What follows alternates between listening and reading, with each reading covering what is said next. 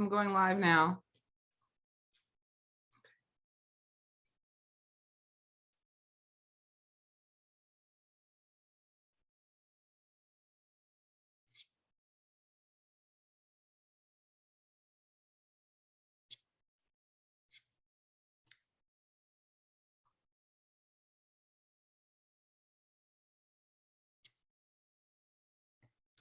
Hi, everyone. Welcome. We're going to give people a few moments to hop on. This is Grassroots Voices, Facebook Live with me, Robin Donaldson, and friends, where community and politics meet. So we're going to give people a few minutes to hop on, and then we will get started.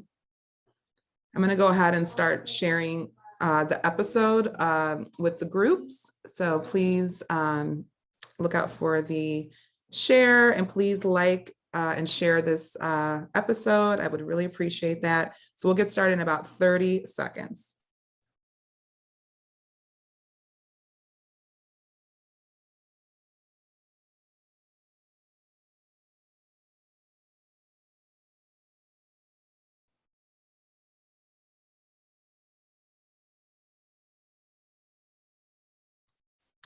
If you're just joining me, welcome to Grassroots Voices. We're going to get started in about 30 seconds or so. I'm just giving a chance for people to hop on and to also share this episode across our various Facebook groups, our sister groups. So just give me one moment. We have a ton to talk about today.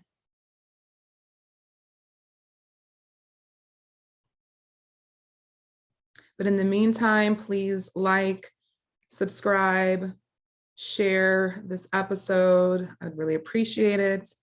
We have a lot to talk about today in terms of voting rights and the census. And so I'm really excited for this show. And again, we're going to give people maybe about 15 more seconds to hop on, and then we will get started. So again, I'm sharing this episode across some of our political Facebook groups. So if you do happen to see this episode in one of the groups, again, please like, share, tag people. So just giving me about 10 more seconds, and then we're going to get started. Okay, so in the meantime, I want to go ahead and share a video with you all.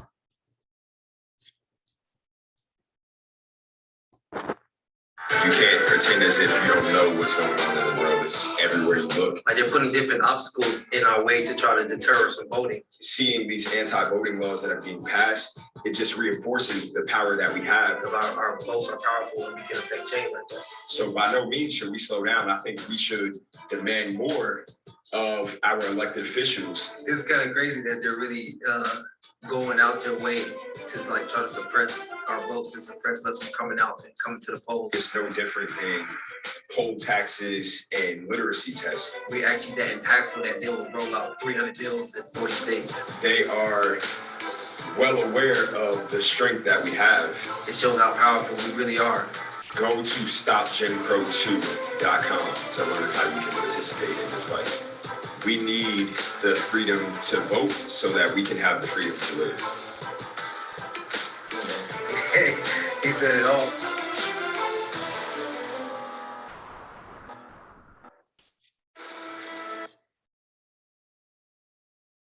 What is the For the People Act and why must senators pass it? The For the People Act is a landmark bill that would protect our democracy, setting national standards for voting access and defending against the anti-voter laws being passed across the country. Key provisions in this bill are needed now more than ever, from expanding and protecting vote by mail, reducing long lines to vote, preventing polling location closures, safeguarding the will of voters in elections, ending partisan gerrymandering, and much more. This federal action is crucial as more than 400 anti-democratic bills have been introduced in state legislatures nationwide. The U.S. House of Representatives has passed For the People Act, and now the U.S. Senate must do their job and pass it as well. Verified Action is working to push back hard on this onslaught of voter suppression. And one piece of that is by launching Hot Call Summer 2.0. Last month, you all made more than 40,000 calls and voicemails to senators in support of federal voting rights protections. But the work continues and requires all of us to get in the arena and turn up the heat on the Senate. While the Senate's first vote failed due to all Senate Republicans refusing to even debate the For the People Act and consider the ongoing attacks on the freedom to vote, this fight is really just ramping up, and that's why the senators need to hear from you. Please call your senators today at 888-453-3211 and demand that they take action now to protect our democracy and pass the For the People Act.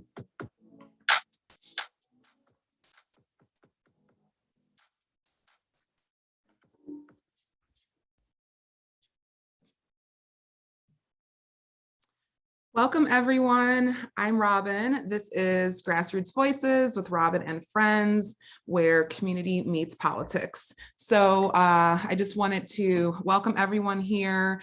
I'm keeping an eye on the comments through my business partner, best friend, Kimi. She is monitoring the comments and providing links throughout the show. So if you hop on late or you have to leave early, there are calls to actions there and information. If you have any questions, feel free to drop them into the comments.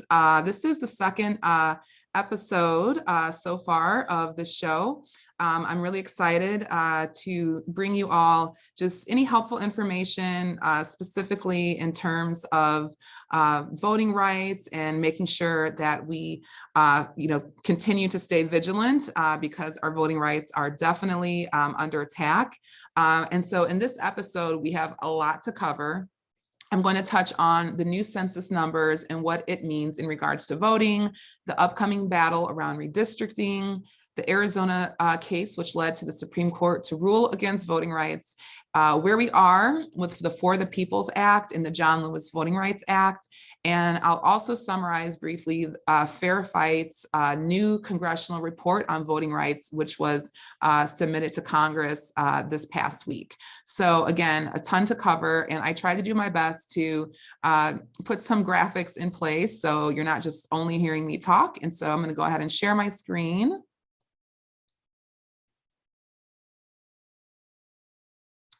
With you, okay. And okay, so just bear with me. This is a 1-woman 0.5 show, and there's a lot of moving pieces here. So if there's any issues with seeing my screen, Kimi, just shoot me a text and or shoot me a chat, and I'll see what I can do. But I think you guys should be able to see this. So making sure, number one, that you have joined our group, Team Stacey Abrams Grassroots. That's where I'm streaming all the shows, and then I do my best to share them across various Facebook groups, but this is our home hub for all of the information. So please join our group, and also join our sister groups as well. So we have, of course, Team Stacey Abrams Grassroots, and then we have Team Georgia Blue, Stacey Abrams Fair Fight Club, Stacey Abrams for President, A Blue Georgia for a Stronger and Progressive America, and Envoys for Humanity. So we all work together and are a strong coalition that's been together since 2020 and through the runoffs, and we're continuing to do the work that it takes to make sure that we are getting the policies we want passed, as well as our voting rights being protected. And then I wanted to announce, if you haven't heard already, Stacey Abrams has this amazing new community innovative texting program. It's really cool. You can text her directly, she and Fair Fight, and you can get a response back from them. And I guarantee, if she's not literally sitting there with her phone, but you never know what she is and isn't doing, but I guarantee that somebody is looking at every message and taking all of that information in and sharing it with her. So that was the whole purpose of her creating this text number. So make sure to take advantage of it. And the text number is down there, 404-737-1022. All right. Next, not lastly, next, if you want to support the show, I do this as a labor of love because I just think there's so much disinformation and misinformation out there, and we're going to do a whole episode on that. I have an amazing person coming in to speak on that, a very qualified, experienced person in this area. But the way we counter misinformation and disinformation is to put out content that has valuable, verifiable info. So that's another reason, I created this show. So if you want to support Grassroots, donations are always appreciated. You can Venmo me or PayPal. And, this takes time and energy on my end. I have a whole other, job and career that I'm very heavily involved in. So this takes a lot of time and energy, but again, it's a labor of love. So if you want to support, if you hear something that is, good information for you, or something you didn't know before, or you liked something that was said, drop me $3. It's a less than a Starbucks coffee. So I just want to throw that out there for those of you who do want to support in that way. If you have show ideas, guest ideas, comments, feel free to email me at grassrootsvoices999@gmail.com. Okay, so like I said, in this episode, I already went through what I'm going to cover. And first, I want to, always list calls to action at the front of the episode in case people can't stick around for the whole thing. So we have Hot Call Summer that's going on, asking your senator to pass the For the People's Act. So that's the phone number right there. This all goes through Fair Fight. So, if you call, they're keeping track of your calls and they will shoot you right over to your senator. So make sure to take advantage of that. And then we have another call to action that just dropped earlier this week. It's to call the Congress, particularly your House members, to ask that they pass the John Lewis Voting Rights Advancement Act. So this number is different from the For the People's Act number. So make sure you take note of that. Same concept. They'll plug you right on into your representative. And I'm going to give you an update on where we are with both bills, and, tell you again, why it's important and how we can help, and what we can do to support people in Congress who are already supporting these bills. So it doesn't matter if you're in a blue state, red state, north, south, east, west, you still call your senators and your representatives. Even if they do support these bills, call and thank them and show that support. Let them know that you're paying attention. And we have a huge march coming up next weekend, Saturday, March 28th. This is the March on for Voting Rights. This is a sponsored event with an organization, March On, and then they have so many different partnerships and coalitions that will be holding marches in Washington, D.C. and across the country. So I put a list on the right side of the screen. So there are marches in Connecticut, New York, D.C., Virginia, North Carolina, Tennessee, Alabama, Georgia, Florida, Ohio, Michigan, Iowa, Minnesota, Texas, Colorado, Utah, Arizona, Nevada, California, Washington, and they're adding more cities each day. So you have to go to marchonforvotingrights.org, and there's a list on the side. I think they show a map, and there's a running list of all the events that are going to be taking place. So please, if you can, put a mask on, keep your hands clean, have your, hand sanitizer, go and support these marches. One of the reasons I think it's so important to go to things like this is because you get to get out there and you get to see other people like you,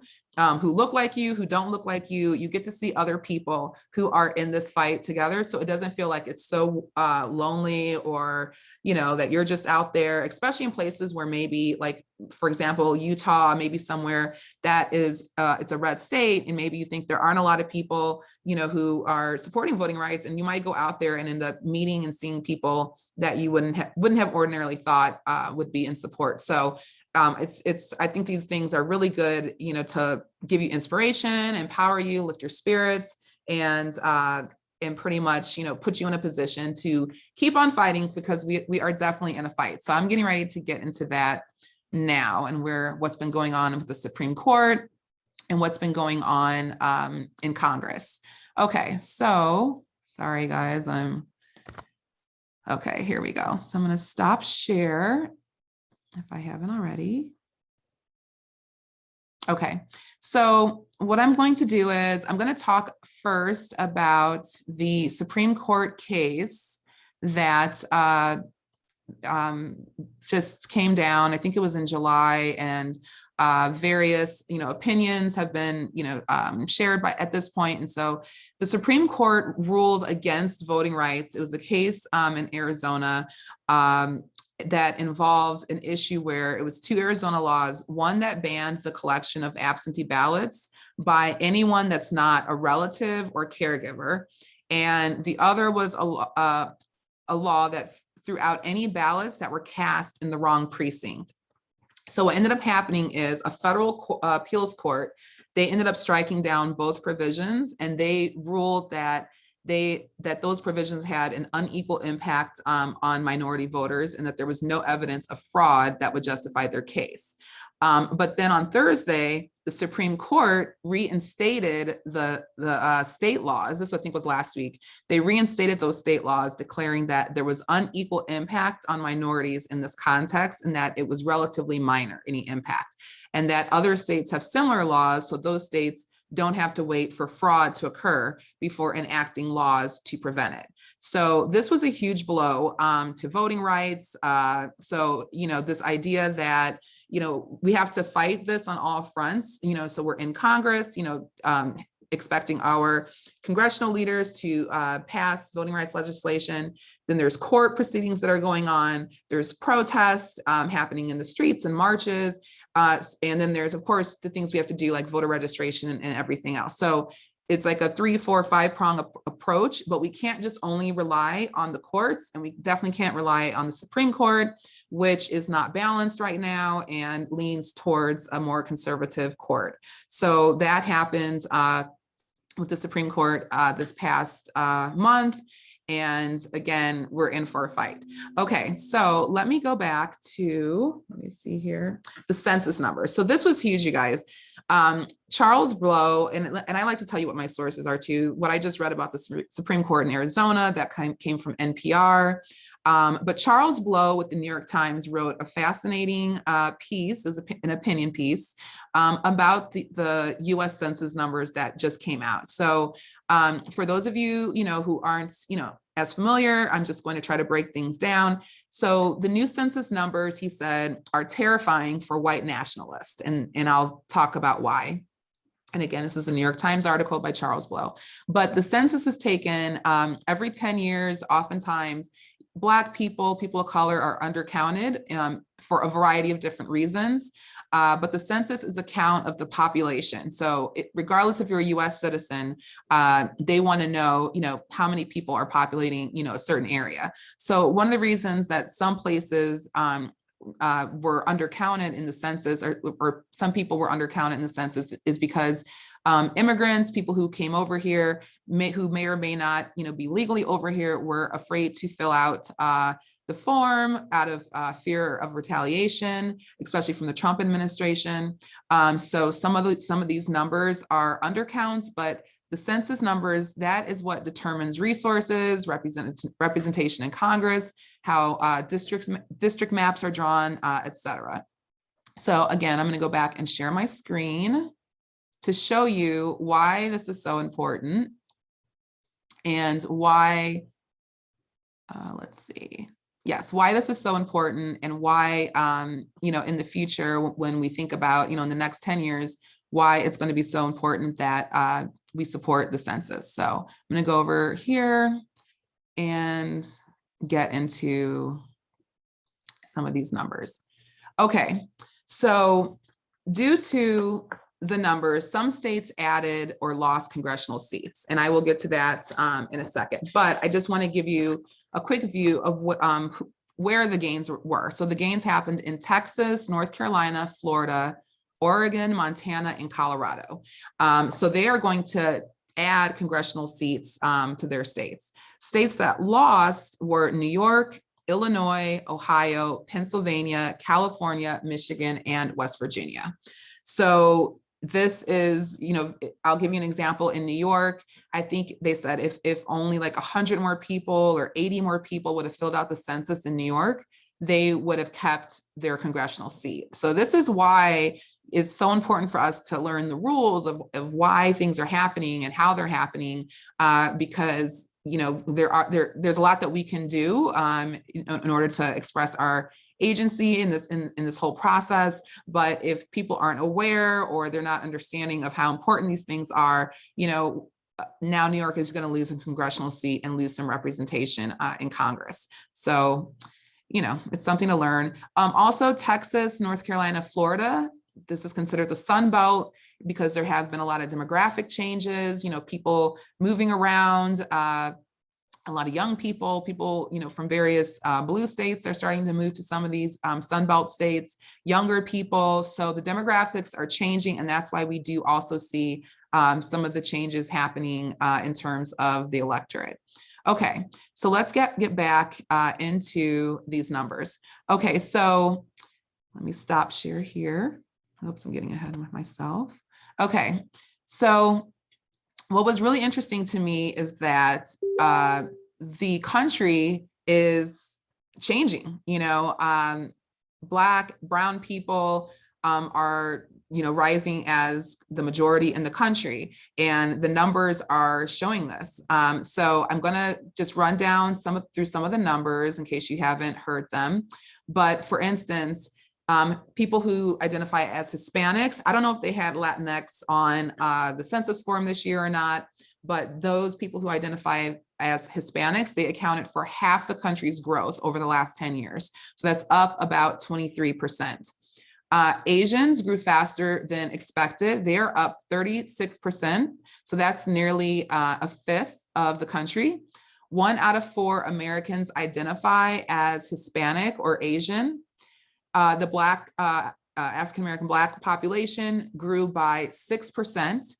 People who identify as non-Hispanic and are more than and identify as more than one race, they are the fastest growing group. They went from 6 million to 13.5 million. And then most of this population growth, like I said, has happened in the Sun Belt states. So the Sun Belt states are North Carolina, Georgia, Florida, Texas, Arizona. So this is the first time in history of the United States that the white population has declined. So that, again, was like the inspiration for Charles Blow's New York Times article, where he says this is a terrifying thing for white nationalists. So people who support and value, white nationalism, white supremacy, they are experiencing this shift in numbers, and many of them are seeing this as a threat. This was something that Kathleen Bellew, an assistant professor of U.S. history, was quoted in Charles Blow's article. And so she is saying that because of this threat that some of these people, white people, feel, not all people, white people, but white people who value white supremacy, white nationalism, who see the United States as a white country, this is resulting in a need for them to maintain power, because white Americans are becoming the minority and the demographics are changing in this country. So this is why we're seeing voter suppression, a rise in racial violence since Trump was president. And that's according to the FBI and the Southern Poverty Law Center. We're seeing power grabs and changing rules of systems to maintain power, attacks on voting rights, redistricting, and attack on critical race theory and culture. So these increases in political power among Black, Hispanic, Latinx, Asian, Indigenous, and youth voters, this is showing that the political power in this country is changing. So for instance, many Black people, there's a reverse migration happening, people moving back to the South, especially young people. And for instance, I'm from Illinois, I've been in Georgia going on 8 or 9 years. And so, you're seeing people from up north and other places moving back to the South, so that the reverse migration is happening. And this is a threat to the political landscape. Hispanic, Latinx voters, they're becoming more of the voting population in the Southwest, particularly in Texas and Arizona. So you see the trend of the voting rights attacks that are happening in these specific states. So this is why we need voting rights passed. And this is why we also have to continue to have conversations about ending the filibuster.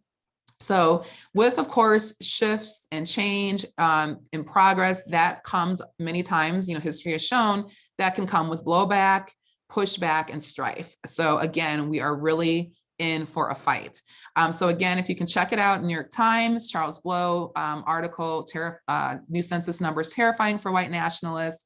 Definitely check that out. And so now I want to share with you all a quick, if you haven't already, I was talking about it last week, And it all connects. If you have not seen All In, The Fight for Democracy, this is a documentary on Amazon Prime.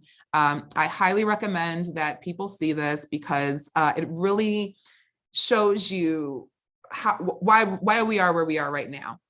It shows you the history of voting rights. And a lot of this information, because I've been privy to information and civil rights and all of this stuff, through my parents and, through my education and everything else and experiences. But this documentary is still, the way they lay out the context and the way they show you the landscape of everything that's been happening in this country from its inception to now regarding voting rights. Like, you have to see this and you have to understand this so you can really understand this fight that we are in and how we got here. And even if we get voting rights passed, we're still going to be facing various issues. So I'm going to show a quick trailer to just, show you guys so you can catch a vibe on it. And it is worth, if you don't have an Amazon Prime account, you can sign up, have it for 30 days. I think you can sign up for free. You have the account for 30 days. You can watch the documentary and then just cancel your Amazon Prime subscription.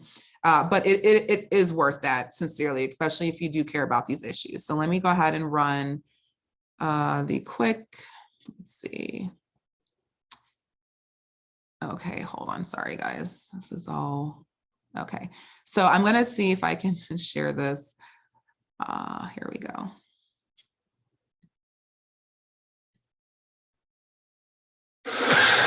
If the power of the right to vote was truly made available to everyone in America, it would change the future of this nation. Ladies and gentlemen, Stacey Abrams! When I started running for governor, we anticipated that voter suppression was going to be instrumental in Ryan Kemp's campaign, and we were right.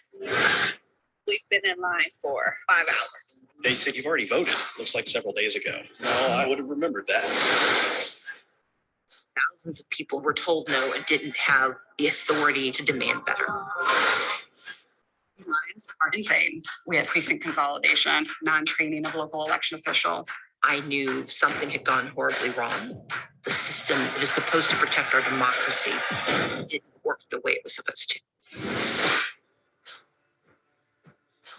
States implement voter suppression laws all across the country. Things like new voter ID laws, purging. You're knocked off the roll.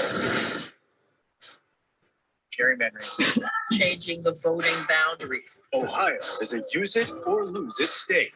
In the United States, the right to vote is the only right you can lose simply for not using it. Jim Crow 2.0, that's what we're saying. We've got a lot of work to do. When we started as a country, 6% of people were eligible to vote. There are still forces that are determined to keep citizens from voting.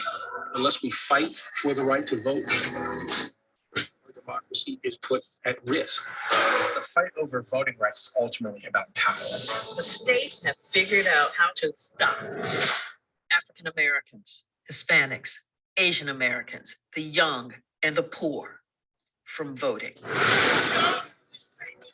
history is never a straight line. It's always a fight. I will not concede because the erosion of our democracy is not right.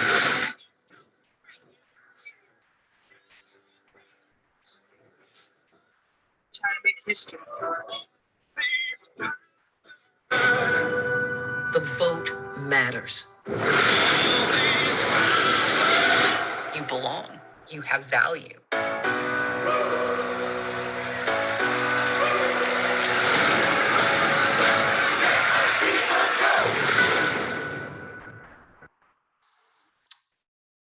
Powerful stuff, everyone. It's so good. It is so good. So definitely see if you can check it out. It's on Amazon Prime, All In, Fight for Our Democracy. We used to, our Facebook groups and Team Stacey Abrams Grassroots, and then Team Georgia Blue, and then Envoys for Humanity. During 2020 and 2021, we used to have a group not screenings, but a group watch of this documentary through Amazon Prime, and we would watch it as a group, and then we'd have a discussion before and afterwards. So maybe, I'll reach out to Envoys for Humanity, and we'll see if we can get that going again. And then that way, I think you still have to start an Amazon Prime account. You can't get around that, but we can do it as a group and then watch it together. And again, you can always get rid of your subscription, or you can just go ahead and keep it. So again, I just wanted to show you the fight that we're in for. And I'm going to give you again some information about what's going on with litigation and various legislation. So if you're interested, there's a man named Mark Elias. He is a top election lawyer, really a democracy warrior is what I consider him. And he's one of the top election lawyers in the country. He was the overseer of all the recounts that Trump was doing across the country when he lost. And so he has a Twitter account. It's at Mark, M-A-R-C, Elias, E-L-I-A-S. Or you can just Google him as well. But he gives updates on Twitter. You can also sign up for his democracy docket. So if you go to democracydocket.com, he sends out emails with updates about litigation that's happening across the country. And so I'm just going to read a quote from his Twitter page, one of the articles where he was being interviewed. And he said, "I can confidently say that the midterm elections will be the most litigated midterm elections, and the 2021 redistricting cycle will be the most litigated redistricting cycle in history." So he has sued 13 states, his law firm. They've sued 13 states on voting rights and redistricting to protect the vote and to ensure that fair districts are drawn in 13 states: Arizona, Arkansas, Florida, Georgia, Iowa, Kansas, Louisiana, Michigan, Montana, North Carolina, Pennsylvania, Texas, and Wisconsin. So if you notice, a lot of these states were battleground states in the 2020 cycle, and many of these states are states that flipped back blue in the 2020 cycle as well. So those are 13 lawsuits that are happening across the country. So again, Mark Elias on Twitter, he'll keep you updated there. And then he always says, they're going to continue to sue other states as well. So this is just a moment that I want to remind people that the Texas state legislatures who left the state in order to avoid a vote on voting rights that were, oppressive and suppressive voting rights, the Texas state legislature, the Democrats, they left the state and they've been in Washington, D.C. They're going on day like 60 something, 70 something now. So they've left their families, their jobs. They're pretty much almost like on the run in DC, not, literally, but they left the state to prevent this vote from taking place. So, just showing you again of how many people are out there fighting and putting, their livelihoods on the line, regardless if they are elected officials or not. So it's important that we can support them. Beto O'Rourke, he's been raising money for them. So if you go to Powered by the People, his organization, I think there's ways that you can donate. And maybe next week I'll try to find a link where you can donate to support them, because they're away from home. They have to, find a hotel to stay in, or, a car to rent, or, being away from their family. They have bills to pay, but they are doing this to delay this vote on these oppressive voting rights. So, again, if you can support them in any small way, that is absolutely appreciated. Okay, so I'm going to go back to sharing my screen real quick, because we have some really great news. I don't always want to just only share, things that aren't going well, but what's going really well is Georgia. Breaking news as of yesterday, Georgia now has one of the highest voter registration rates in the country, with 95% of citizens over 18 years old who are signed up to vote, according to federal election data released this week. So this is incredible. It's taken so many people, so many organizations, some of the obvious people, who've been behind voter registration in Georgia: Stacey Abrams, LaTosha Brown, and Cliff Albright with Black Voters Matter, In-State UFOT with the New Georgia Project. Who else? Helen Butler She is a civil rights, icon here in Georgia. So, there's so many people, the Georgia's Coalition for the People's Agenda, NAACP, and many, many, many other organizations and individuals. So thank you everyone who has contributed to that. Georgia is now leading the country, and I hope we can inspire other places to do the same thing. And then right after that, the next day, so I always tell people, celebrate victories like this when we have them, take in a moment and take it all in and celebrate, because we are making a lot of progress and we are pushing back. And then the next day, Stacey Abrams shared a tweet to remind people that there's 3 tests or prongs to voter suppression and how it works. So first is, can you register to vote and stay on the rolls? So this is why you're always checking your voter registration, making sure that you're keeping up to date if you've moved, or if any other information has changed, your last name, if it doesn't equal up with your license or ID. You just want to make sure there's nothing that they can say to take you off the voter rolls. And if for some reason you are, regardless if you did or did not do something, it's important for you to look it up and find out so you can re-register and make sure that your name stays on the rolls for when it's time to vote. And then number 2, did you cast your ballot, or can you cast your ballot? And then number 3, was your ballot counted? So, those are some things that we have to deal with here in Georgia and other places. And then this brings me back to why we need to pass the For the People's Act.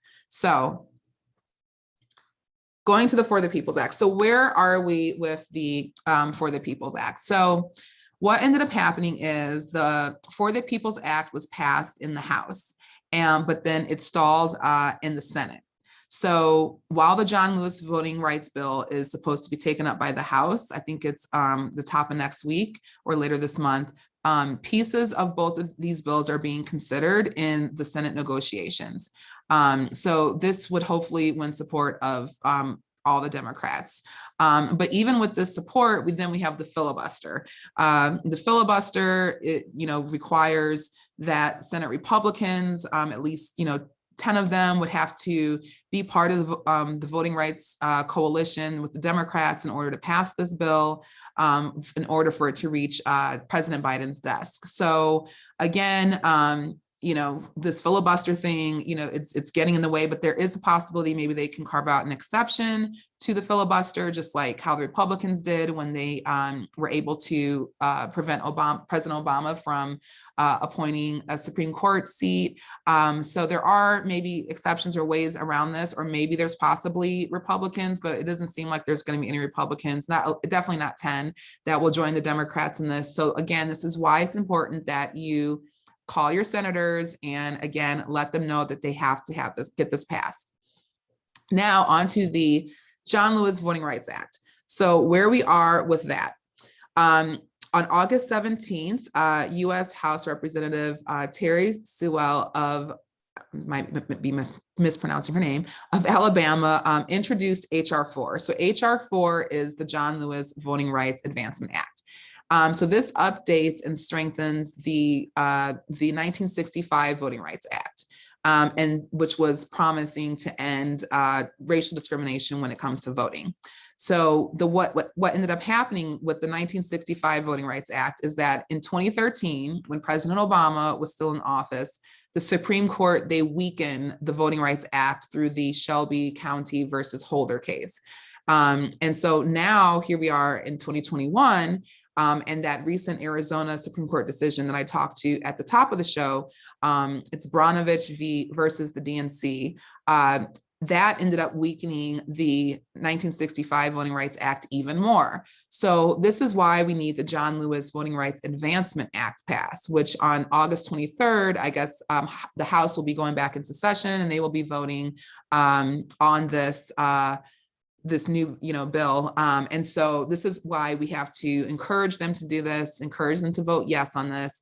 And if you want further information, my source, I got this through Verified, through their stopjimcrow2.com website. So you can go there and you can find more information about this. So this leads me to the Justice Department. Last week, the Justice Department called on Congress to pass voting rights. So this is huge. So the U.S. Assistant Attorney, who you see right here, her name is Attorney General Kristen Clark. U.S. Assistant Attorney General Kristen Clarke. She's the leader of the Civil Rights Department of the Justice Department. And so she testified in front of the House Judiciary Committee. And they had a hearing about voting rights legislation. And so she told Congress this past Monday that voting rights are under pressure to an extent that has not been seen since the Civil Rights era. And her testimony also addressed the absence of preclearance, which means the preclearance regime and what that means for the upcoming redistricting cycle. So we're going to be talking about that in more detail in another episode, but I'll again touch on it today. But this will be the first redistricting cycle since the 2013 Supreme Court decision, the Shelby v. Holder decision. So she says, without preclearance, the Justice Department will not have access to maps and other redistricting related information from many jurisdictions where there's a reason for concern. Because before, various states who had a history of voting rights, they had to submit and get a certain pre-clearance before they could put any new laws into action. They had to get clearance from the Justice Department. And so now this is going to be one of the first times that that's not going to take place. So what is preclearance? So this requires localities who have a history of racial voting discrimination laws and history. It requires these states to get the department's or federal court's approval for election procedure changes. So the preclearance formula is started in 1965 through the Voting Rights Act, and then it continued into the modern era. And then again, it will reinstate robust federal oversight over discriminatory voting practices, and it strengthens voting rights for all eligible voters across the country, as well as these specific states. So this is extremely important, and that's why, again, we have to get voting rights passed, and we have to keep the pressure on. So what ended up happening this week is that Fair Fight, they submitted a congressional report that focused on Georgia's and how Georgia has endured racial discrimination in voting and the urgent need to modernize the Voting Rights Act. So in the right corner, I show you the different sections of, because it's like 180 pages. There was no way I was going to be able to cover all of that today. But, it's worth skimming. I've been skimming it and, reading around, but these are the 5 main sections of what this 180-page report covers. So section 1, and the reason they offered this is to aid Congress as they collect data and evidence, stats and reports from voters to support responsiveness to how voting rights has evolved, as well as the recent suppression that we've been seeing. So section 1, they go into Georgia's history of voter discrimination and how Georgia responded to preclearance. And so they give this historical overview, and they start from when the Georgia Constitution was implemented, which specifically excluded Black men from voting. And then they go into how Georgia responded to the voting rights preclearance. So they're looking at 1968 to 1996. And there were 170 different objections by the Department of Justice when it came to voting rights when preclearance was still instated. And then they go into recent events in litigation over the last 25 years. So since 1996, they look into litigation that's happened in Georgia where efforts were made to suppress the vote and allow voter intimidation. So things like moving polling locations, setting up polls at police stations, which can be very intimidating for some groups, who experience, disproportionate, they're disproportionately impacted by police. So using police to intimidate voters, which Governor Brian Kemp in Georgia has a history of doing. So they talk about that in the first section of their report. The second section, they get into why we need preclearance, specifically in Georgia. So they talk about different challenges to voting rights, different violations that have taken place since 1996 up until now. And so they're demonstrating why, again, we need this preclearance, specifically in Georgia. And so my understanding is there's probably going to be other states like Texas and maybe Arizona, other states that might be submitting congressional reports as well on this topic. So I'll keep an eye out for that.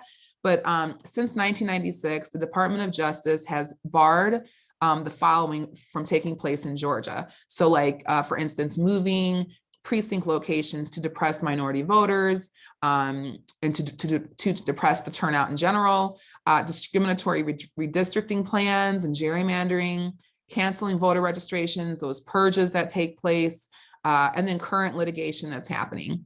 And then in section 3, they get into recent stories. So for all those people who helped verify by sharing your voter experience story, whether in Georgia or across the country, and people who who would recruit people to share their stories.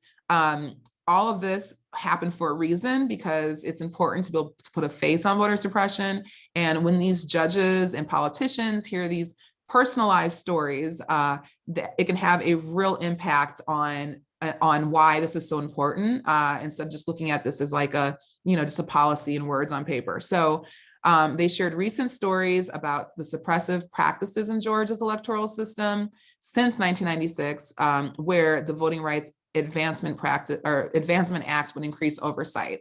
So for instance, Georgia had an exact match policy. So like if there was any discrepancy on your name, or as far as your name on your ID or your registration, or if it's on the voter rolls, then they could, toss out your ability to vote, like toss out your registration. And this didn't matter if it was your fault or not, so if somebody else mistyped your name, along the way, in some of the systems, it didn't matter if you showed up to vote and your ID did not match the name, or your voter registration, doesn't match the ID, they would, get rid of it. It might be kind of botching exact match a little bit, but that is kind of, I think, in general, the policy. And if I did, please let me know and I will update it next week. Also, again, the polling place changes, poll closures, all of these things depress the vote. Voter purges, which they call list maintenance.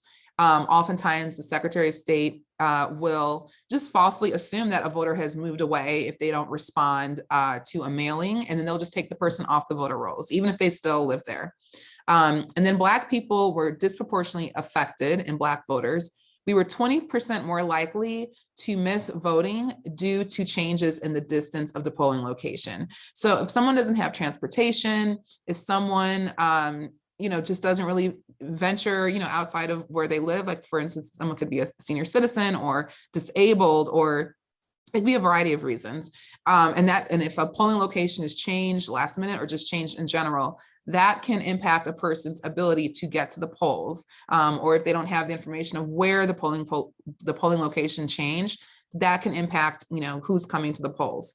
And then let's see, the second half of section 3, Fair Fight went into the need for congressional intervention. So for instance, violations regarding outrageously long lines. Here in Georgia, there were lines for 5 hours, 7 hours, 10, 12 hours. Completely ridiculous. That is like one of the textbook easy ways for Jim Crow, out of a page of Jim Crow, easy ways to intimidate people from going to the polls or suppressing the vote. Excuse me. And then in Fulton County in 2018, when Stacey Abrams was running for governor, those are some of the longest lines in the United States history. And again, it disproportionately impacted people of color. Inadequate, problems with inadequate supplies. So for instance, not having provisional ballots at a polling location, not having an electric strip for outlets to plug in machines, things like this delayed certain polling locations from opening for hours. And if a person has to go to work in the morning and they show up at the polls at 7 a.m. ready to vote, and they got to be at work by 9 o'clock, but then, there's no power, or there aren't proper ballots or computers or, electrical strips or whatever, then the polling location may not open for several hours. And then if this person has to go to work and they don't get off until after the polls close, they miss their opportunity to vote. So again, threatening letters that have been sent to voters by the state elections board. Sometimes they'll send out letters like they're investigating something, and it can be very intimidating. And then also advancements of false claims of voter fraud. So these are all, different reasons why we need congressional intervention. This is why the Department of Justice is asking Congress to do something to protect voting rights. This is why all of us are, because all of these things can suppress the vote and not give everybody an equal opportunity to express their full citizenship as an American and be able to cast your ballot in these elections. And then the last section, and I'm almost finished, the last section is section 4. That's where Georgia, they examine Georgia's recent legislation, and they look at all of these laws that were recently passed this year. So March 25th, 2021, the Georgia State House and the State Senate, they both passed and signed all these voting laws on the same day. So they came in guns a-blazing, and these suppressive measures are built on these false claims of fraud. And there's little evidence to show that any fraud has occurred. So voters of color, again, are being disproportionately burdened by these new laws. And again, this is another reason why we need the federal government to step in and for Congress to pass voting rights. So again, if I didn't, hit everything, I'm doing my best too, but this is why when we get off here today, take down this number for Hot Call Summer, or you can always go back and Google Hot Call Summer, 888-453-3211. This is where you're calling your senators, telling them, demanding that they pass the For the People's Act, which is one bill. And then you're calling your representatives, 833-465-7142, and you are asking your representatives that they really demand that they pass the John Lewis Voting Rights Advancement Act.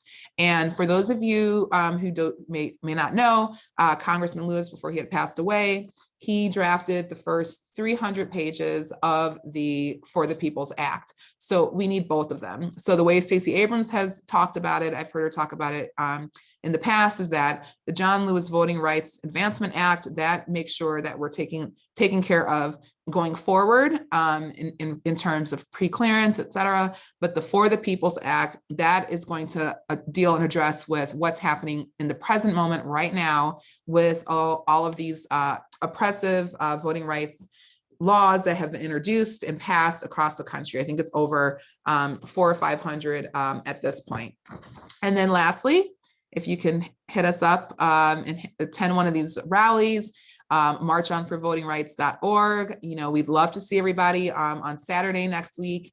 And if you are not able to attend, hopefully that you'll support this organization or support some of the organizations who are partners. So again, there's gonna be marches across DC and across the country. So let's see here. And so that's it as far as this episode. It went by so fast. I know I give you guys a ton of information, but I try to boil this information down because there was so much that happened this week in terms of the news, and voting rights sort of got lost in the shuffle, but things are moving on that front. And if you haven't had a chance, I really highly recommend you go back and watch episode 1 of Grassroots Voices. It was an episode focused on probation and parole reform. And we had 2 guests, Abigail Cook, an artist, activist, and Patrick Rodriguez, the co-executive director of Common Ground, Georgia. And they both have been impacted by the incarceration system, and they are out now and they are doing fabulous advocacy. Patrick and Common Good, they have a fundraiser campaign that's happening where if you donate, somebody will match your donation, and they are raising money to offer education for people who are incarcerated. And then Abigail, she does a lot of advocacy work with Reform Alliance, which was started by Jay-Z, Meek Mills, and supported by Van Jones. And Reform Alliance, they're doing a lot of work, bipartisan work as well, in order to make sure that we are looking at these probation and parole laws and policies and make sure that we can get reform there. Georgia is one of the most supervised states in the world when it comes to probation and parole reform. And the way things are set up, it really is set up against the person who is out here, who've paid their debt and who are out here, trying to live a life and have a livelihood and There are so many instances where things get in the way. So it's really great for Abigail and Patrick to come on and be vulnerable and share their stories and share what they're going through right now as they are dealing with probation and parole and things of that nature. So go back and check out episode 1, and please feel free to donate to Common Good Atlanta while they are matching funds right now, and while they are supporting, again, education for those individuals impacted by the system. All right, next week, I'm super excited because next week, we're going to meet on Tuesday at 7 p.m. So going forward, we're going to have some Tuesday shows, Tuesday evening. So I'm so honored to have Dante Carter. He's going to be our special guest here on Grassroots Voices, and I'm hopefully going to be joined by Caleb over at DemX Media. Dante is running for mayor of Sandy Springs here in Georgia. Sandy Springs, it's a suburb right outside of Atlanta, and we have to get Dante in. He is really a person for the people. He is out there knocking on doors, talking to his neighbors, meeting with police officers, meeting with people at barbershops, meeting with, anyone that will really meet with Dante. He is out there. He's got a beautiful family. His wife is a physician, and they are just, they're the face of now and the future, of what leadership looks like in this country. And he is also a proud alum of Florida A&M University, where I graduated from college as well. So for those of you who went to HBCUs, or for those of you who went to FAMU, please support Dante Carter. You don't have to be from Georgia. You don't have to be from Sandy Springs to support him. He's doing amazing work. So I'm super excited that he is coming on Tuesday, August 24th at 7 p.m. And if you have questions for him, please let me know. And we would love to, get those questions answered.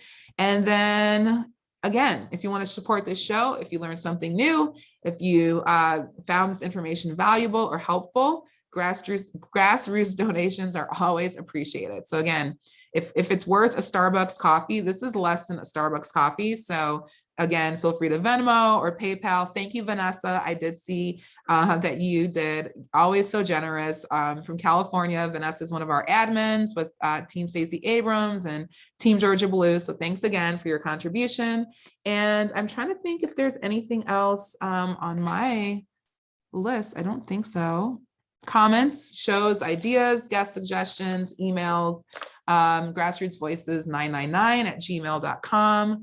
And yeah, I think we have covered everything. So please like and share this episode, tag a friend in the comments, join our groups, and please keep fighting for voting rights. Everything that we care about, whether it's criminal justice reform, whether it's what's happened, in Afghanistan, or something with our military, or disability rights, women's rights, the environment, climate change, all of these things are connected to our vote, who we put into office, and then what they do once they get into office. And of course, if they don't do what we want them to do, or we don't feel like they're representing our needs or our interests, then we vote them out. So everything is connected to our right to vote. That's how we have a democracy. That's how we are able to be citizens in this country. So please keep up the fight. Again, I gave you those calls to actions and gave you information. So please keep up the fight this summer, and don't take your foot off the gas. So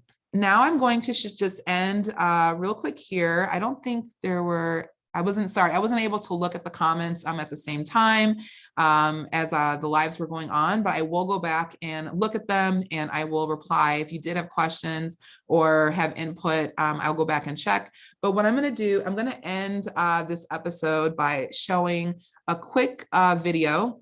So I'm going to go ahead and cue this up. So just give me 1 second here. I think we might have to, let me see. I don't know if we're gonna have to sit through commercials right quick, or if we can see. Most frightening part of the range. Sorry, guys. Okay. So I'm going to cue up this video. This is Lauren Grill-Wargo. She is the CEO of Fair Fight Action here in Georgia. And she was interviewed by Lawrence O'Donnell on MSNBC. And they're talking about the Georgia GOP-led election board moving ahead with possibly taking over Fulton County elections. Excuse me. So this is an example of the power grabs that I was telling you about. In order to seize power, these state legislatures are changing the rules that were already in place, but the fact that we showed up, you know, a lot of Black, brown, young people, poor people that normally they're trying to push out of the system of voting and oppressing our votes and suppressing our votes. Now they're trying to change the rules so they can take over. And Fulton County is one of the Blackest counties in Georgia, most Democratic counties in Georgia.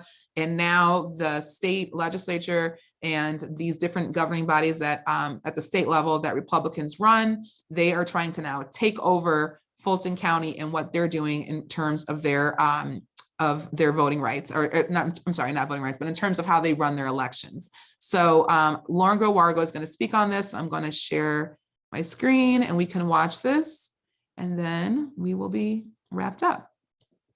Okay. Of the Georgia law for me has always been any kind of Republican change in control of counting the votes.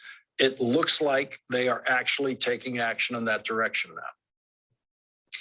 Yes, you're correct, Lawrence. I thought your lead-in was really well said. This, I think, is going to be one of those weeks that we're going to look back. This is a big week in American history. We had a really robust Voting Rights Act introduced yesterday in Congress, named after my former congressman, John Lewis here in Atlanta. And at the same time, we saw the state election board here in Georgia take a critical step in moving forward on this Fulton County local takeover.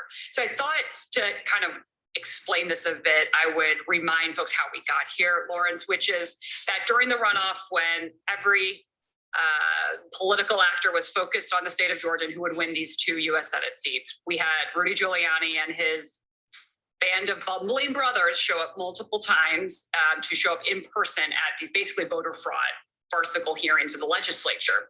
There were so many things that happened, people may have forgotten that, but that was really key because it was in those hearings that a whole series of conspiracies and lies and accusations around voter fraud and a whole set of insane theories that were very serious and threatening to our democracy were lodged. And then we won an election. Democrats sent Raphael Warnock and John Ossoff to the Senate after flipping the state for Joe Biden.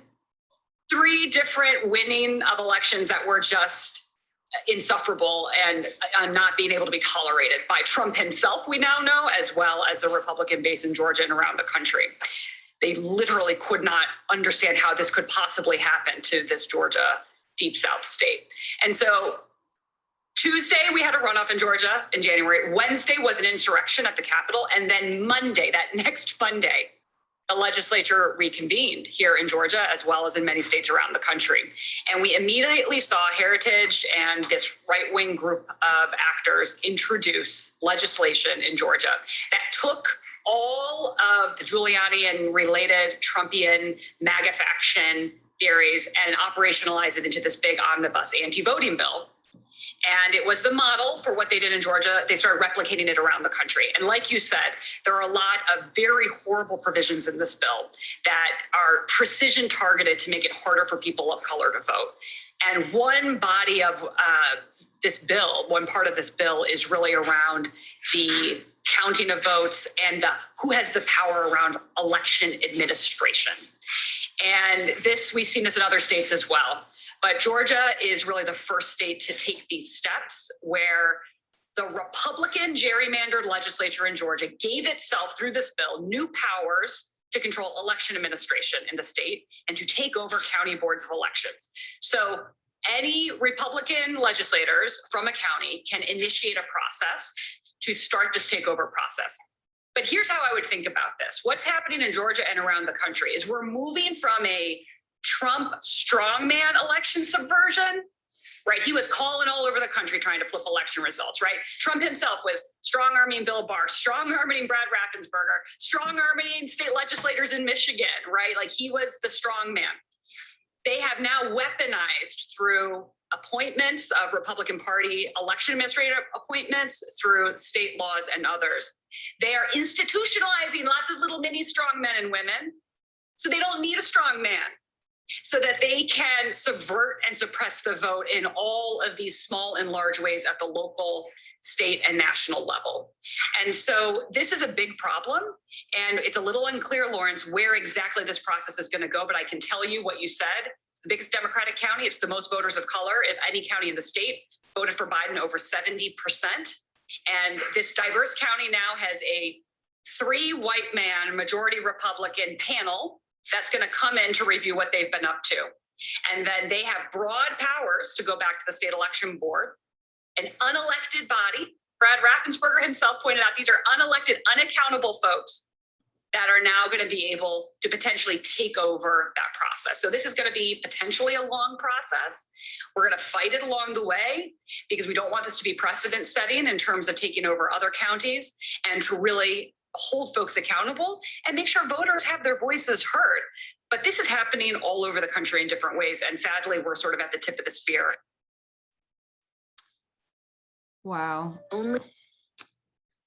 It's unbelievable. So this is what we're up against, everyone. And this is why it's just so important that we do everything we can in our power to fight back. And so that's why making those phone calls to your Congress members, and if you're donating, donate to Fair Fight, Action, support these organizations like Black Voters Matter, who've been just making so much noise this entire summer after all the work they did to register voters and turn out the vote over the last year and a half, as well as the New Georgia Project. Support organizations like this who are doing the hard work, and hold your elected officials accountable, because again, everything that we're doing and everything that we believe in is connected to our right to vote. So we have to get this done. We have to get voter legislation done in order to maintain our democracy. So again, thank you so much for joining. I think that's all I have, and I will see you all on Tuesday, 7 p.m., August 24th, for the next episode of Grassroots Voices with Robin and friends. And I will be with a friend, Dante Carter, who's running for mayor of Sandy Springs. We'll be speaking with him. And yes, this is where community and politics meet. And I thank all of you for tuning in. If you're watching the replay, thank you so much for watching. And please like, share this episode, join our groups, tag people in the comments, and keep an eye on us for our next show. So have a wonderful Friday, and talk to you soon. Take care.